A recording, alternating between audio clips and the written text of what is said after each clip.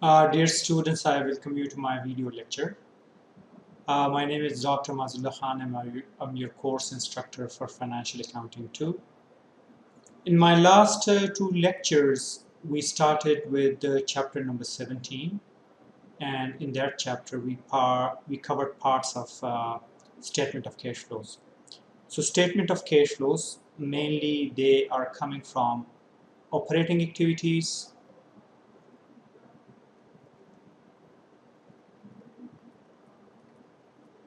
and then they're coming from investment activities, so investing activities, and finally they are also coming from financing activities. So there are three major components of statement of cash flows. Okay, this is a very important slide. So this slide actually summarizes some adjustments that we need to make for operating activities. Mostly it would be depreciation expense. Okay, so we need to make an adjustment. Depreciation expense, it's a non-cash expense, so we have to add it back because this one does not affect our cash position. Okay, then the second category of adjustments would be gain and losses. So let's say if during the accounting year, if the company sells any fixed asset, like for example land or any machinery, okay, and if they recognize any loss, it would be added back, okay, and gain would be actually deducted.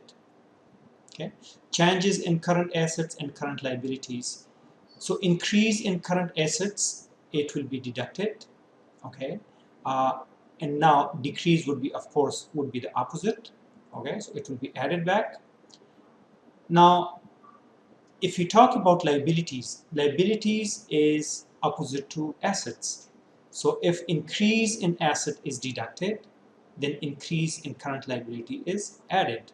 Okay, and similarly decrease in current liability will be deducted. This would be a typical statement of cash flow, and we are using indirect method.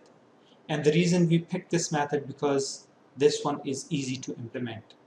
And in this chapter, actually, there are some parts on calculating statement of, preparing statement of cash flows based on direct method, but we will not cover that. I will only cover the indirect method, which is the most widely used actually in the industry. Okay, so for statement of cash flows, we need three pieces of different information, put it that way. Okay, so we need income statement for the current year, income statement for current year,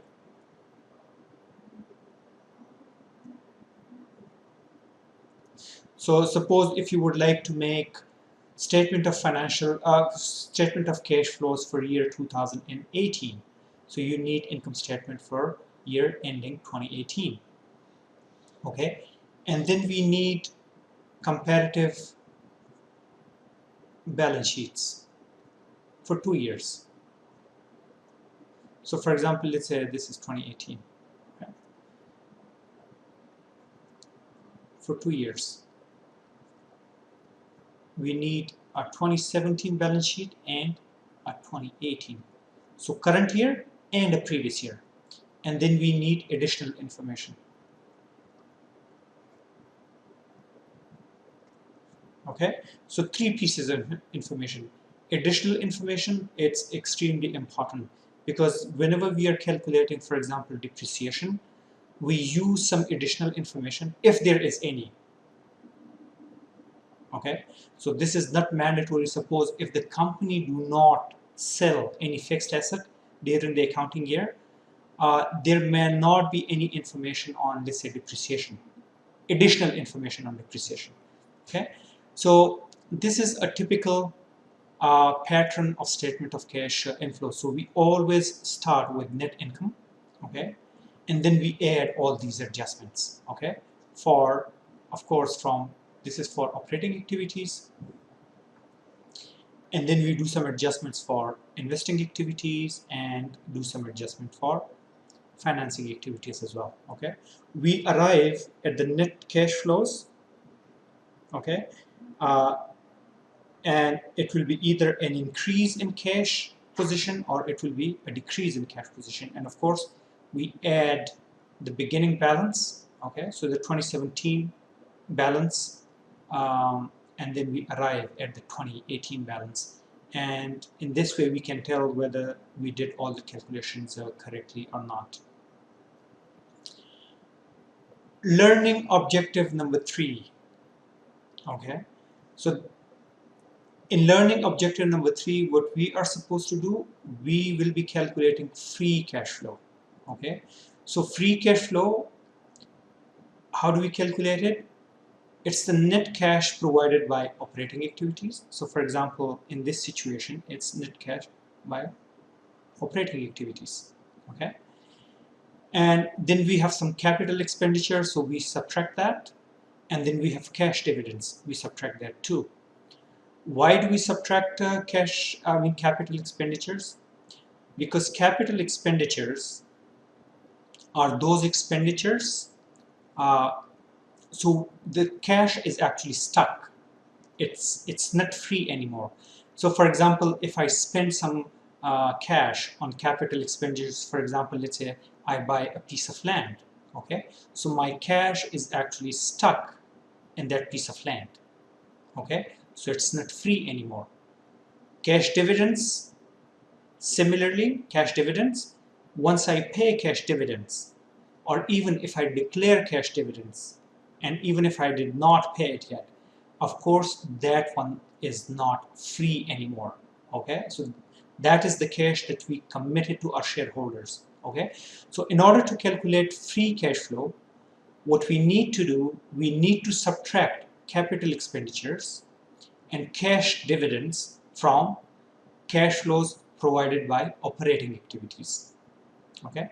So free cash flow describes the cash remaining from operations after adjustment for capital expenditures and dividends, okay? So we are only interested in the operations, I mean the cash generated by operations. If the cash is generated, let's say through a disinvestment, so suppose if we sell a piece of land, okay, it does not count as a free cash flow.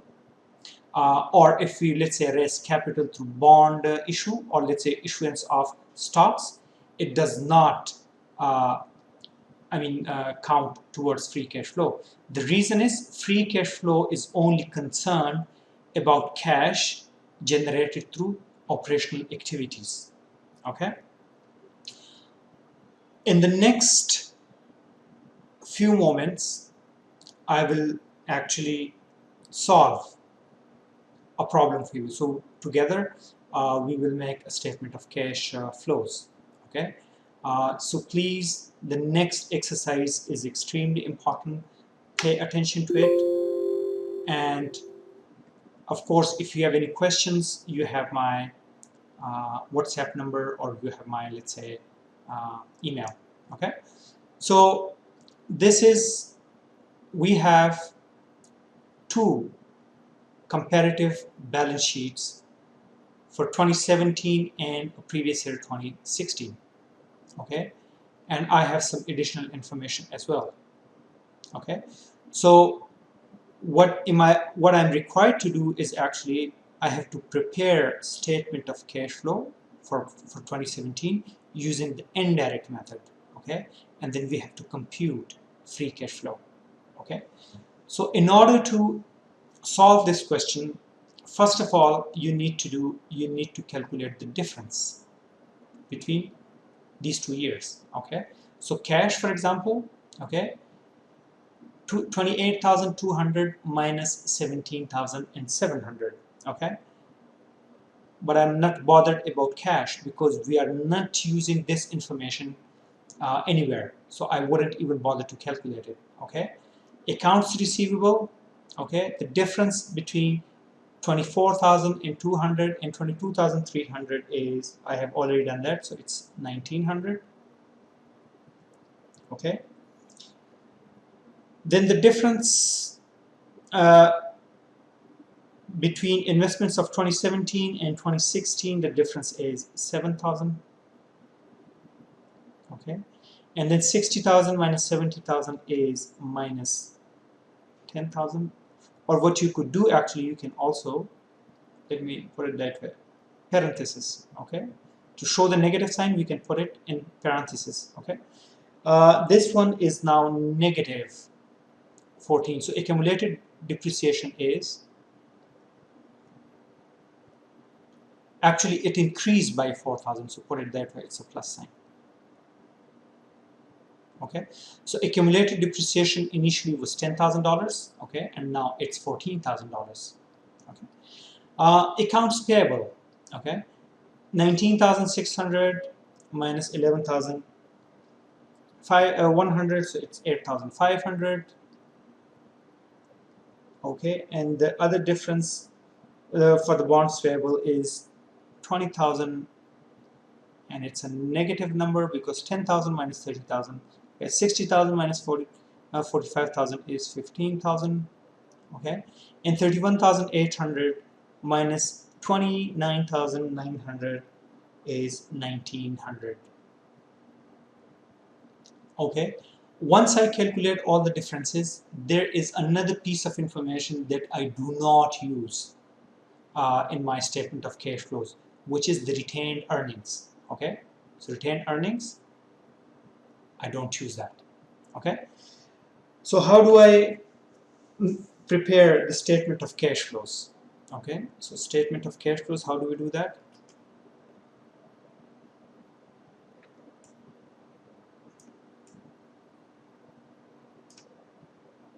Okay, so to write in a proper way, first of all, you have to write company's name, which is Strong Corporation. Okay, so Strong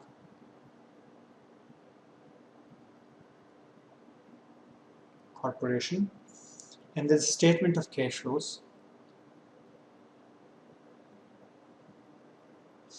If you follow my method, you cannot make any mistakes. So please approach such questions step by step. Do not skip any step. And this is for the year ended. For the year ended,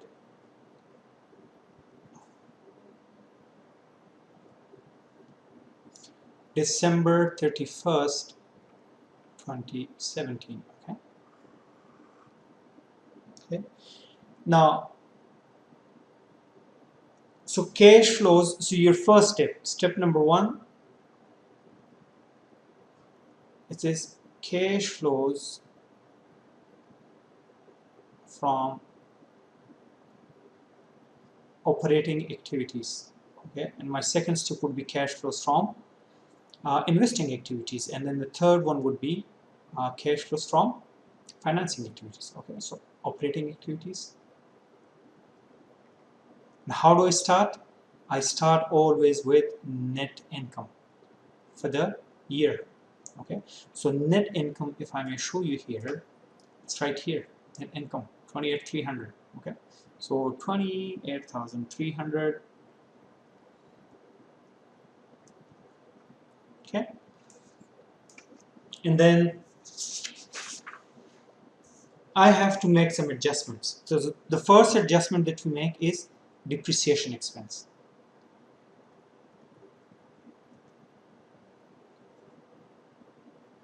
Okay, now depreciation expense is something which is a little bit tricky. Okay, so if you see here, the depreciation expense for the year is 4,000, which is this number. Okay, and if you see here in the additional information, equipment which cost $10,000 and had accumulated depreciation of 1,200 was sold for 4,300. Okay, so how much was the depreciation for the year? 1,200. So add 1,200. So depreciation expense here is 5,200. Okay, because once you sold an asset, okay, the accumulated depreciation of that asset, in fact, anything related to that asset is actually taken out of your books. Okay, so it doesn't show on your books anymore. But of course, if it is a significant amount, or even if it's not significant amount, they still report it in additional information in annual reports. Okay, so you have to make that adjustment. Okay, so whenever you are preparing a cash flow, the first thing, depreciation expense. The second question you should ask, whether the company sold any fixed assets during the accounting year. Okay, so my depreciation expense is now 5,200. Okay, and as I said, it's a non-cash expense, so I have to add it. Okay, so anything in with the negative sign, like if I would like to subtract it, of course it will be in parentheses. If it is not in the parentheses, it means that I'm adding it. Okay, now there will be some loss or gain on sale of this asset, so let's calculate that. Okay, so the cost of this asset was $10,000. Okay, accumulated depreciation on this particular asset for the year was $1,200. Okay, so book value is 8,800. Okay, but actually it was sold for 4,300. Okay, it's right here. Okay, so there is a loss. Okay, the asset book value was 8,800, but this particular asset was sold for 4,300, so there is a loss of 4,500. Okay, so I have to add this loss. Okay, so loss on sale of asset is 4,500. Okay, and why do we add it? Okay, I'll tell you two methods actually to remember. Loss is just like depreciation.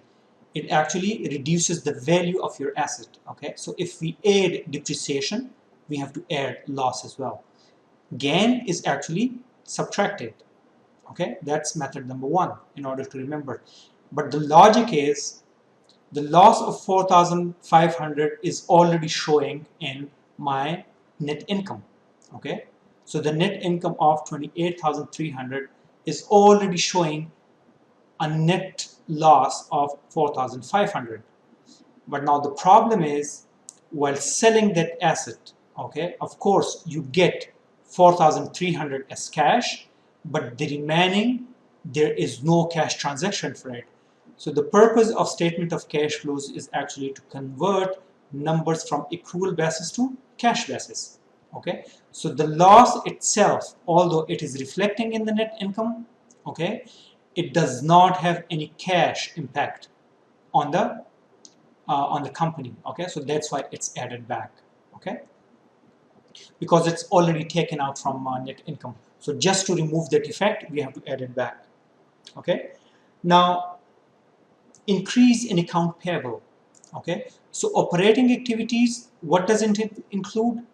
It includes your net income and of course adjustment for depreciation, any loss or gain on sale, and then of course anything with, suppose like for example any, apologize. Okay, so for example operating activities, as I said, it starts with the net income. We do adjustment for depreciation. Okay, we do adjustment for loss or gain. Okay, and the other thing we are concerned is actually the current portion of assets and liabilities. So the current portion, not the long term, but the current portion. Okay, so the current portion is what? It's account receivable here. Okay, it's account receivable. Okay, it's investments. Oh, sorry, this is not investments. Account receivable and account payable. Okay, so how do we do adjustment for that? Okay, and as you can see, account receivable has, the difference is plus 1900. Okay, so account receivable.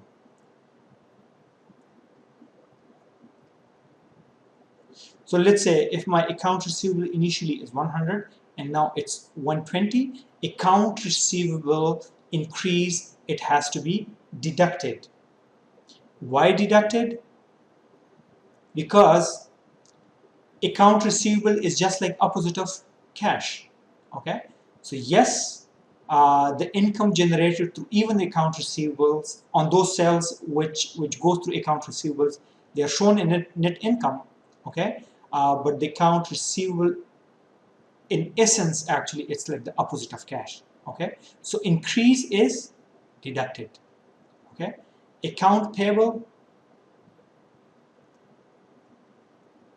again it's a current portion. Okay, it's a current liability. Okay, it will be added. Why added? We do an opposite treatment for this. Okay, so positive balances are added. Okay, account receivable, positive balances are deducted, and I'm talking about differences. If I'm talking about balances, it's like the difference. Okay, so if account receivable is deducted, okay, account payable is added because it's the opposite. Okay, so this totals is 16,300. So let me write it down here. 16,300. Okay, so 28,300 plus 5,200 plus 4,500 minus 1,900 minus 8,000, sorry, plus 8,500. Okay, uh, and I apologize. So it's actually this one. So this one is here at 28,300. Okay, and once I add net income with all these adjustments, okay, so the 16,300 is actually addition of 5,200 plus 4,500 plus 8,500 and then minus 1,900. Okay, so this one is actually cash flow from operating activities, which is 44,600. Okay, so cash flows from operating activities is 44,600. Super simple again. Let me summarize it for you. You start with net income, which is 28,300. This information is given. Okay. Depreciation expense, I have to calculate it. How did I do that? The difference, the depreciation, accumulated depreciation increased by $4,000, so it is 14,000 minus 10,000, and then there was an additional $1,200 worth of depreciation. So 4,000 plus 1,200 is 5,200. Okay, and then the second would be that I need to calculate gain or loss on sale of asset. Okay, so the cost of asset was $10,000, which is right here. Okay, then accumulated depreciation was 1,200, so the book value was 10,000. 10,000 minus 1,200 is 8,800. Okay, and the asset itself was sold for 4,300.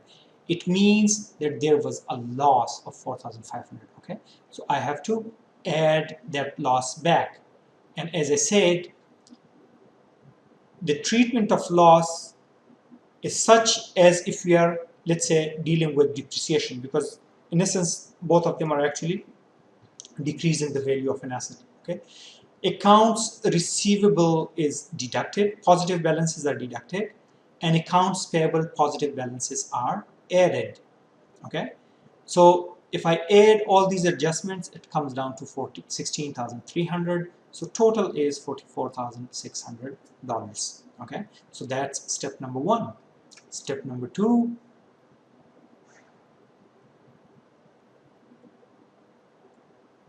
okay, cash flows from investing activities.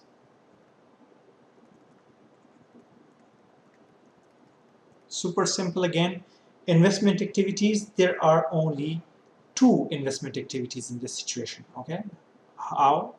One is actually from this additional information number 2. Okay, so there was an asset which was sold. So whenever an asset is bought or whenever the asset is sold, it's an investment activity. Okay, so since the asset was sold, we got a cash of 4,300. Okay, so I have to record that. Okay, so cash from sale of asset. How much was it? It was 4,300. Okay, and there is another piece of information which is actually right here. If you see, investments initially, this year is 23,000 and last year it was $16,000. So there is an increase of asset. So whenever asset is increased, of course, you paid some money and increased your assets. So it's a cash outflow activity. So the $7,000 will be subtracted here. Okay, and I'll write here increase in asset. Okay, so the net effect is negative $2,700. Okay,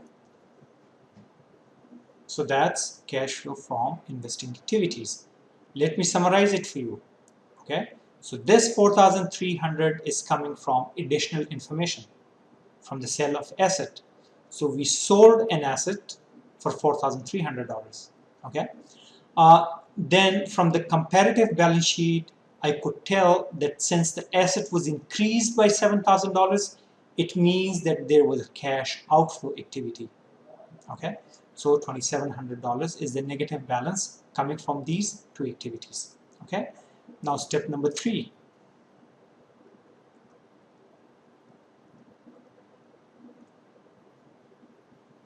Cash flows from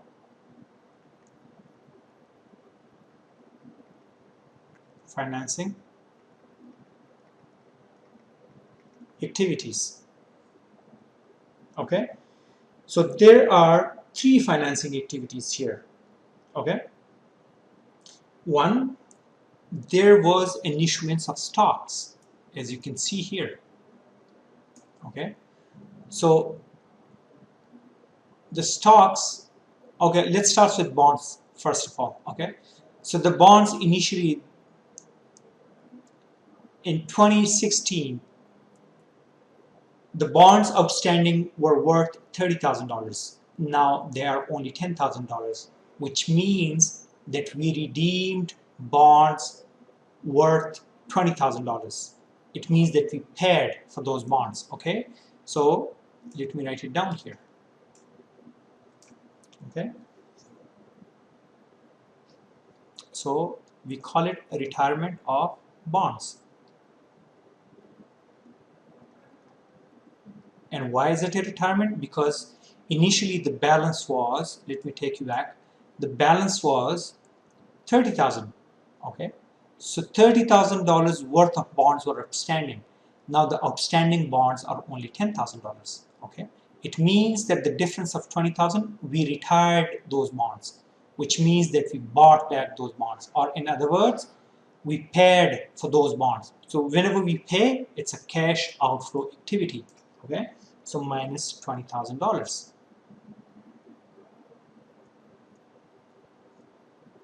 Okay, and now issuance of stocks. And how is it an issuance of stocks? I'll tell you. If you see here, the common stock initially was $45,000. Now we have $60,000 worth of stocks. It means that we issued more stocks. And what is the amount? It's $15,000. So if I issue stocks, it means that I generated some cash flow. Okay, so the money is coming into my pocket. Okay, so, and the other way to remember is actually you do not have to change the sign for it. Okay, So minus 20,000 is showing as minus 20,000. Okay, 15,000 is showing as 15,000. Okay, so I'll show it as 15,000 positive. Okay, and then of course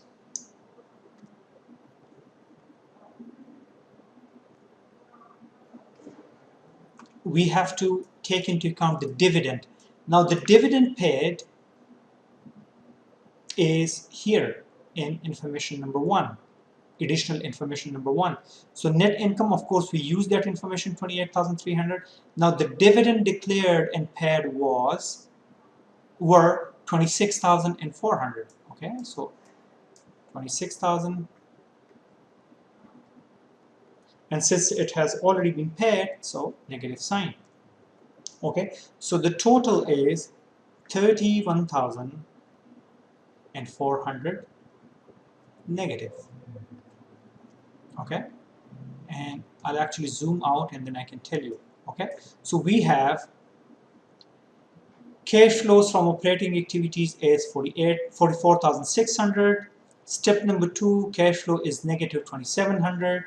Step number 3, cash flows from financing activities is negative 31,400. And if I add all these information like 44, 27, and 31, I get a net cash increase of 10,500. Okay, so it's a net cash increase. Why is it increased? Because it's with positive sign. Okay, so 44,600 minus 2,700 minus 31,400. Okay, so it's a positive 10,500. Now here's the fun part. The fun part is cash at the beginning. Cash at beginning means beginning. Okay, sorry for my spell. So if I zoom in and I can show you here, the cash position was 17,700. It's right here, 17,700.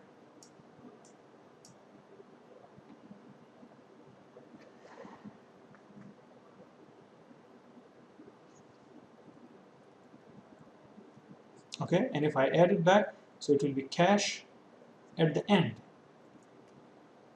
which means 2017. So beginning is a 2016 figure and end is 2017 figure. Okay, so this one is 28,200. Okay, now I'll take you back actually to the information, and as you can see here,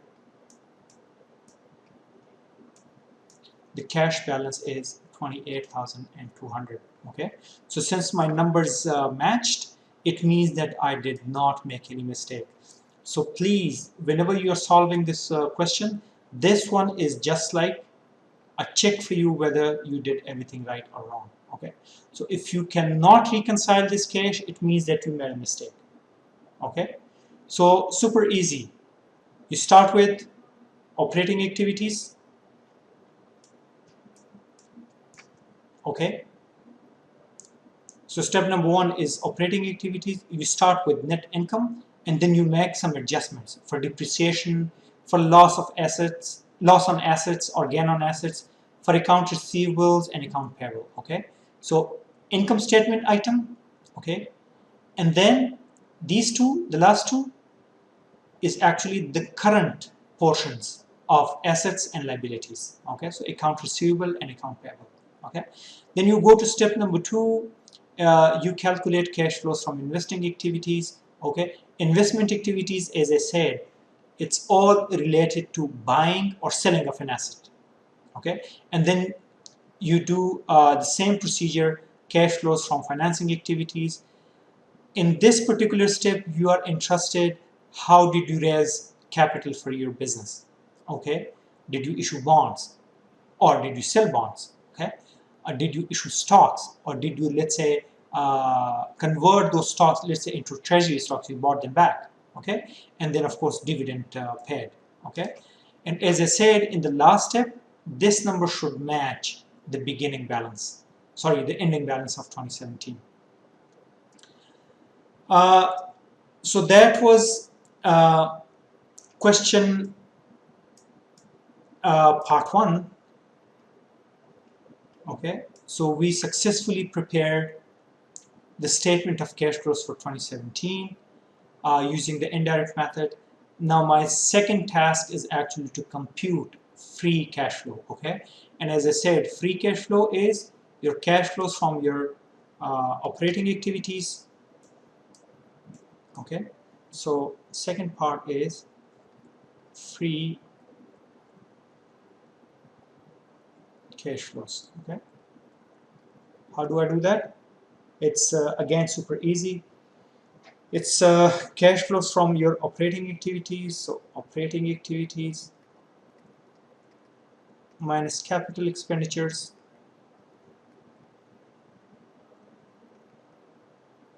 okay, and then minus dividends. Okay, so if let me copy all these numbers. So free cash flows equal. Okay, so if you see here, cash flow from operating activities was 44,600. Okay, and then minus, there is no capital expenditure. So if you see here,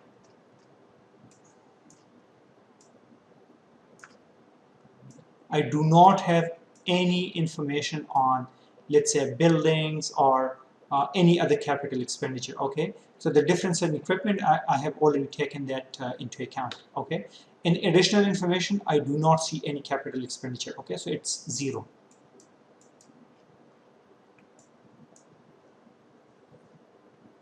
Okay, and then of course your dividends was 26,400, and this number is coming right from here, from additional information, as you can see. Okay, so this part is super easy because you have to only copy the information. Okay, so 26,400. Okay, so your answer is 18,200. So free cash flows is equal to $18,200. Okay, super easy. As I said, in order to minimize the chances of any mistakes, you have to go step by step. Okay, the one slide that I showed you at the beginning of my lecture is extremely important for making some adjustments to operating activities. So please do practice. Uh, Solve at least 3 to 4 questions on these problems. And if you have any questions, any concerns, you have my WhatsApp number. Please do not hesitate to drop me an email, or let's say ask me those questions on my WhatsApp group. I wish you all the best. I'll stop here and then I'll see you in my next lecture. Have a wonderful day.